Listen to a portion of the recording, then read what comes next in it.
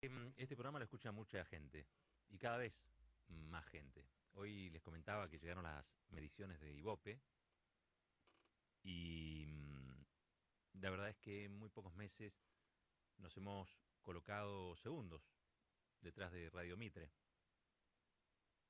Y eso quiere decir que aproximadamente 2 personas de cada 10 que escuchan a esta hora radio nos está sintonizando a nosotros. Y para que ustedes vean la dimensión, 3 de cada 10 personas están escuchando Radio Mitre. Es decir, entre Mitre y nosotros, entre Radio del Plata y Radio Mitre, prácticamente se juega la mitad de la audiencia de escucha radio en la zona AMBA, en la zona de Capital y Gran Buenos Aires. Y a esto hay que sumarle, por supuesto, la amplísima red nacional y federal que tiene Radio del Plata a lo largo y a lo ancho de todo el país. Y, por supuesto, la plataforma de 360 TV. ¿Por qué quería hacer esta introducción? No solamente para darme aires de que nos estaba yendo muy bien gracias a ustedes y que somos agradecidos por eso, porque nosotros empezamos medio a los tumbos este año y hoy estamos bastante enfilados y en esto ustedes han sido los arquitectos, los constructores de esta posibilidad. Pero les quería decir que sé que nos escucha mucha gente y mucha gente que nos escucha debe ser peronista, mucha gente que nos escucha quizás se diga kirchnerista y también muchísima gente no sea ni peronista ni kirchnerista y nos escucha porque le parece que decimos algo que les puede interesar.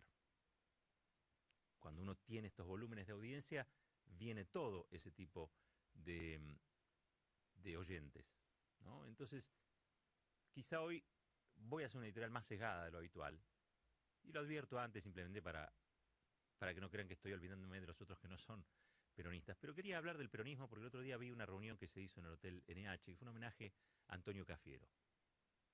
Y había un panel, ¿no? Un escenario, donde estaba Felipe Solá, Héctor Daer, había varios allí del masismo. Creo que Diego Bocio fue, pero después no se quedó o se enojó con alguien.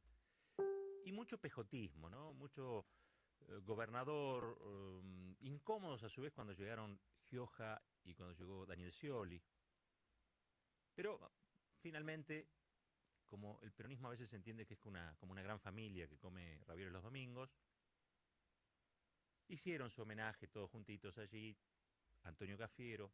El conductor del evento era Carlos Campolongo, ustedes lo conocen, en Intratables, ¿no? Como panelista de Intratables. En realidad, flaco favor le hago a la historia de Carlos Campolongo si simplemente digo que es panelista de Intratables, un periodista de mucha trayectoria, una de las caras del noticiero de la Vuelta a la Democracia, que aún siendo peronista estuvo en la televisión en Canal 7 allá por el alfonsinismo, un teórico de la comunicación, un profesor de la comunicación. Bueno, él estaba allí también porque él es peronista. Y, y terminaron, como sucede en estos rituales, cantando la marcha peronista, la clásica, la tradicional, no la que incorpora después una estrofa en la que se habla de Néstor, de Cristina, de los pibes, no, la clásica, la tradicional. Y como les decía, había sindicalistas, gente del peronismo en La Matanza, reivindicando la figura de Cafiero. Yo les tengo que contar que Antonio Cafiero a mí me cae simpático, porque Cafiero era un tipo simpático.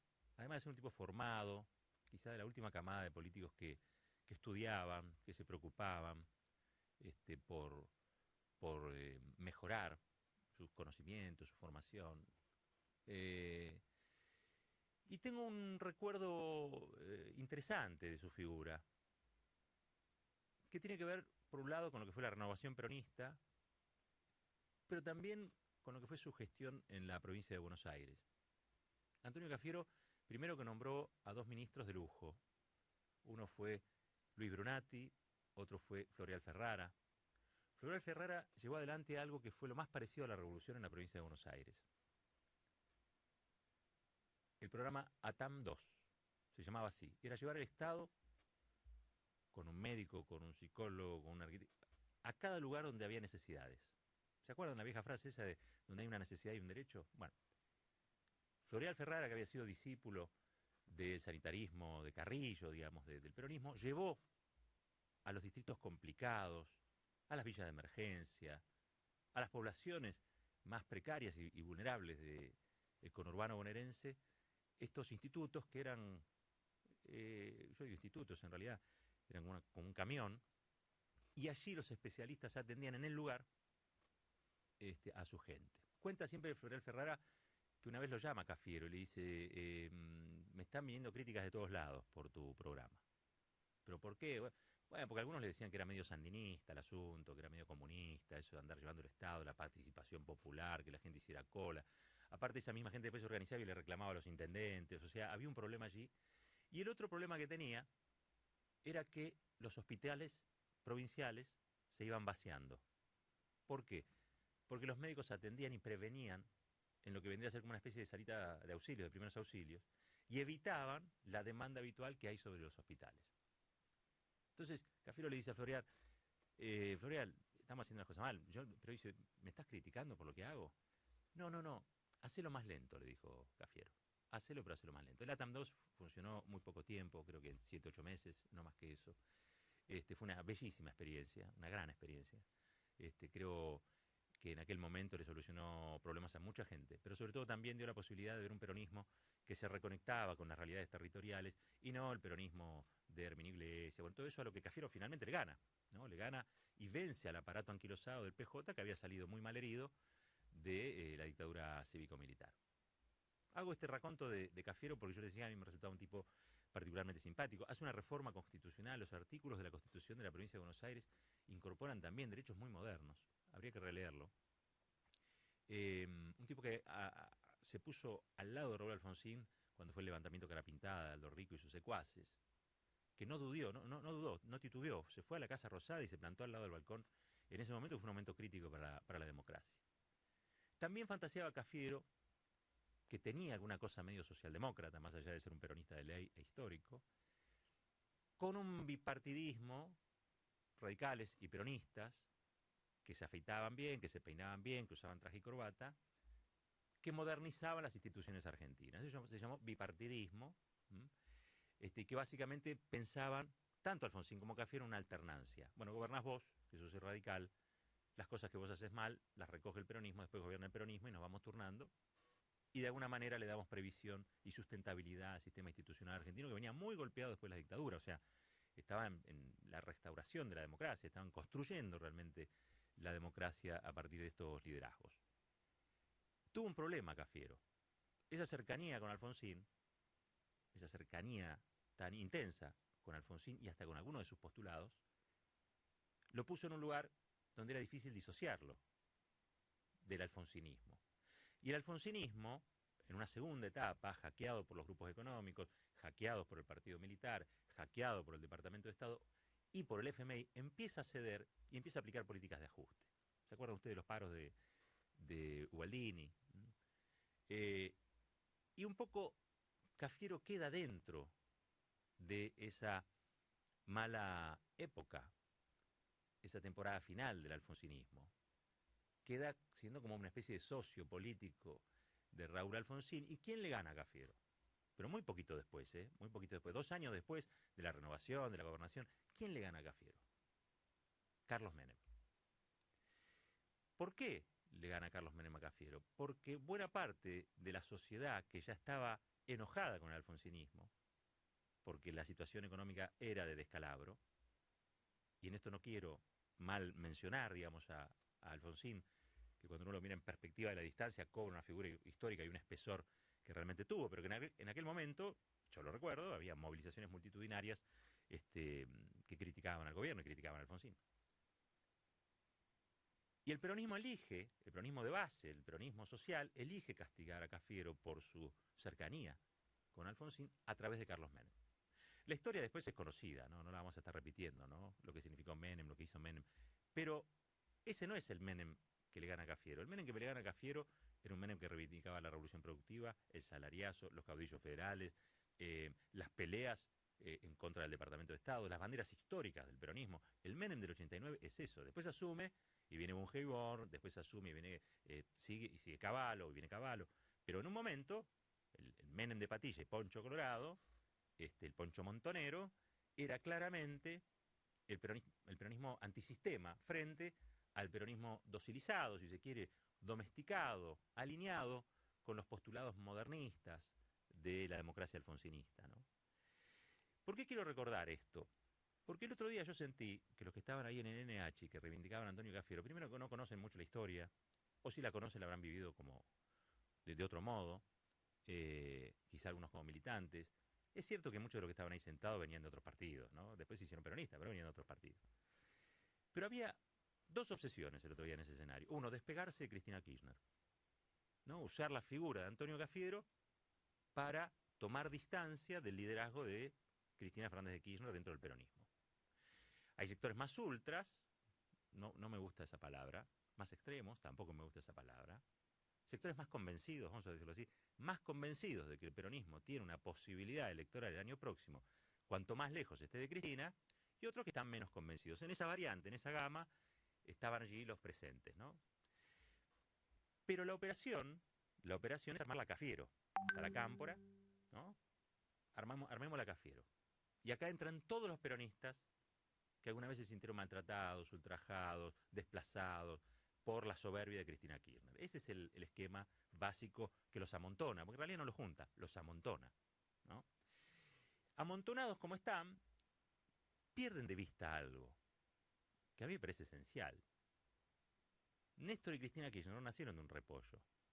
Néstor y Cristina Kirchner son parte del peronismo, fueron parte del peronismo, y lo sigue siendo Cristina.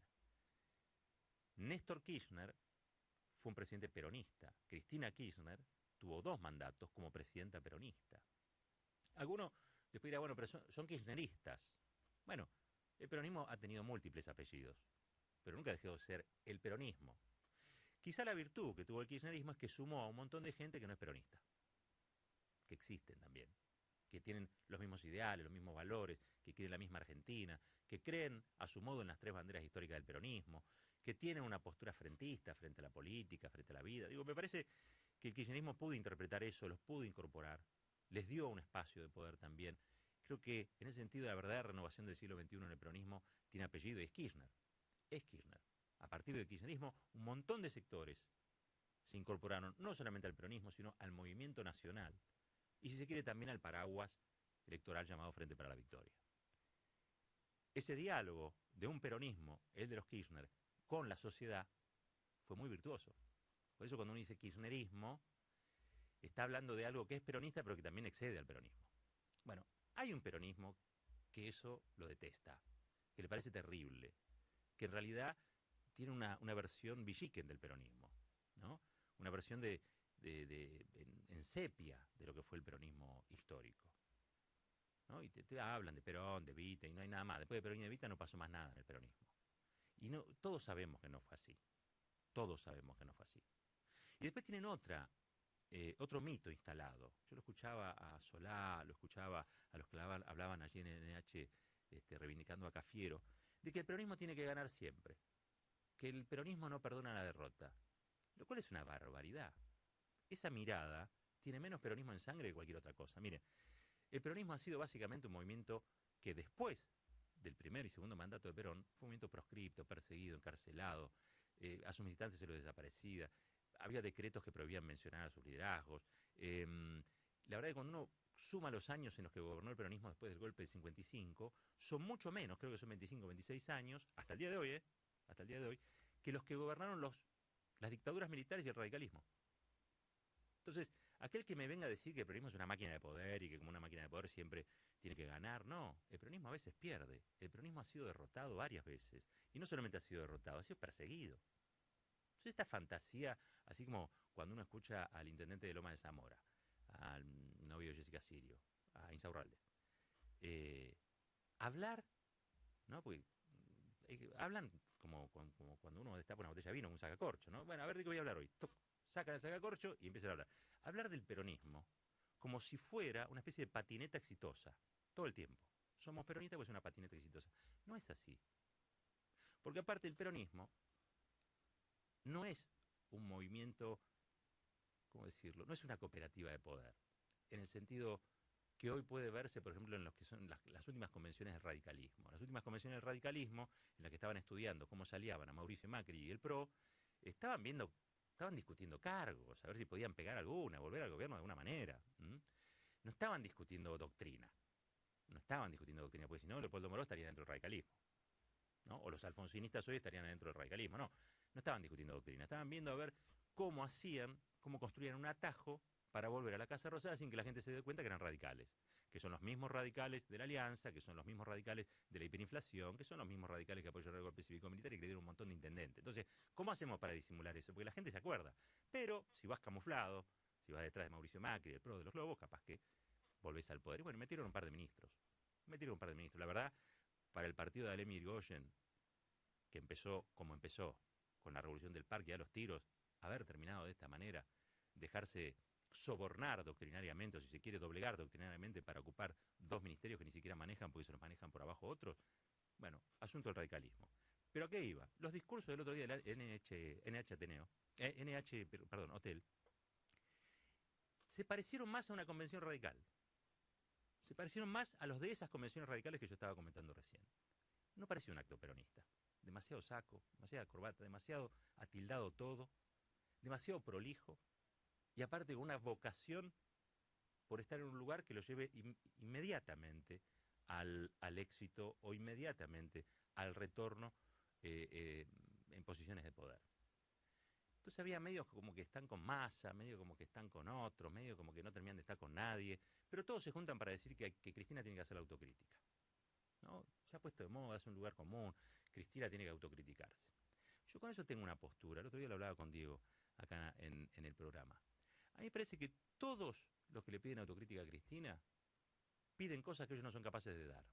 Y que los que realmente deberían hacer una autocrítica sobre por qué el peronismo gobernante, con Cristina Fernández de Kirchner al frente, en una jugada electoral como la del año pasado, perdió frente al PRO, ¿qué hizo cada uno para que eso sucediera? ¿No? Porque pedirle todo a Cristina es de pollerudos, me parece, ¿no? Digo, ¿qué hizo cada uno? Cuando estaba en juego un modelo de país inclusivo, soberano, autonomizado del Fondo Monetario Internacional, que peleaba todos los días por la inclusión, es decir, para que más gente tuviera derechos, que todos los días hacía intervenir el Estado en la economía para garantizar una mejor vida a millones de argentinos.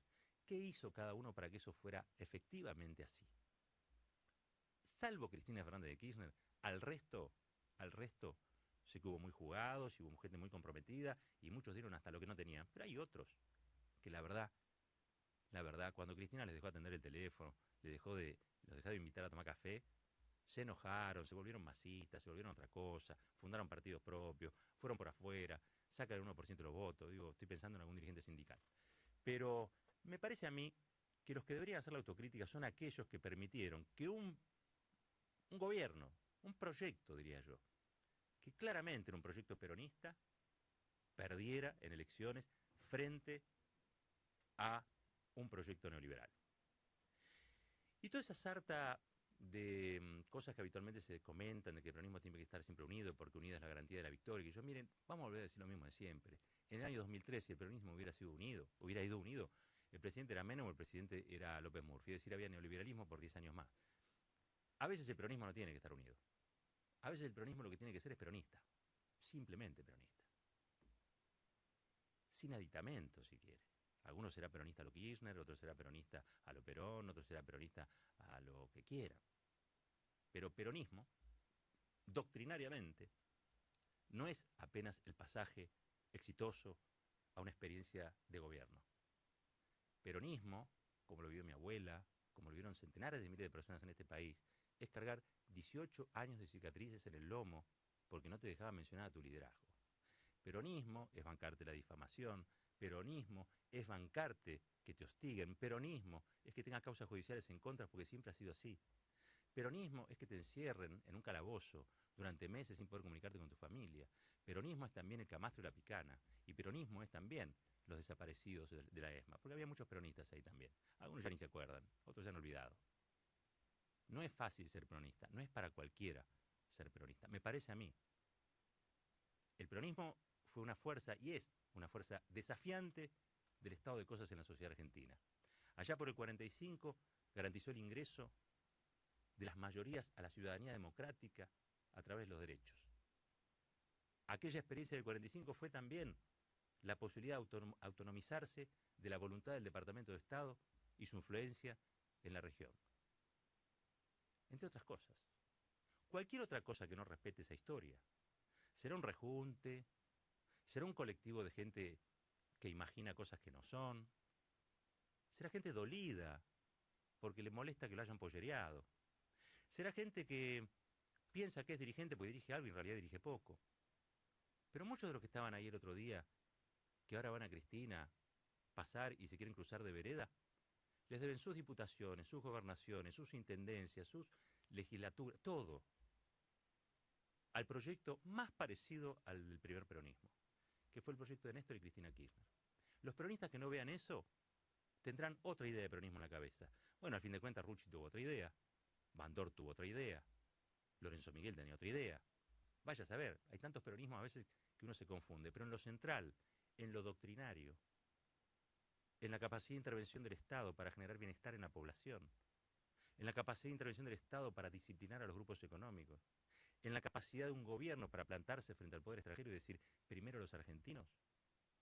Ese primer peronismo, de Juan Perón y Eva Perón, y el peronismo de Néstor y de Cristina Kirchner, son lo más parecido que hay entre ellos.